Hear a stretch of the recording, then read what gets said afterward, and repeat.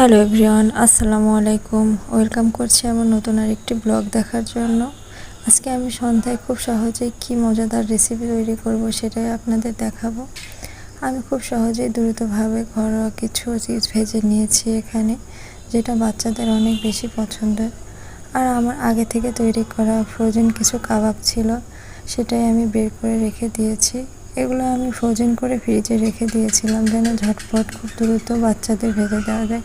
আমার ঘরে যেহেতু ছোট বাচ্চা আছে, তো আমাকে অনেক দ্রুত কিছু নাস্তা যেন রেডি করে দিতে পারি সেই ব্যবস্থা আগে থেকেই নিয়ে রাখতে হয়। তো কোরবানির ঈদের পরে আমি অনেকগুলো স্বামী কাবাব বানিয়ে ফ্রোজেন করে রেখেছিলাম, যেগুলো এখন আমি বের করে আজকে নাস্তার জন্য রেডি করছি। এটা দিয়ে আজকে সন্ধ্যার নাস্তাটা আমরা করব। তো কাবাবগুলো ভাজার আগে আমি ফ্রিজ থেকে আগে থেকে বের করে রেখেছিলাম। বের করে 10 মিনিটের জন্য রেখে তারপরে হালকা কুসুম গরম তেলে এখানে ভেজে নিয়েছি। এভাবে আপনারাও কিন্তু বানিয়ে ফ্রিজে রেখে দিতে পারেন, যেটা অনেক সহজেই বানানো যাবে। এখানে আমি সন্ধ্যার জন্য চা রেডি করছিলাম। চা ছাড়া আসলে সন্ধ্যাটা জমে না।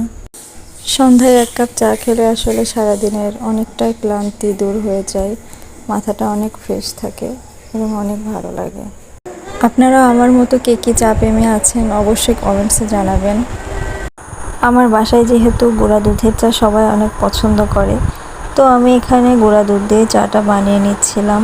আর গুঁড়া দুধ দিয়ে চা বানালে চাটা অসম্ভব রকম মজা হয়, সেটা টেস্টই আলাদা হয়।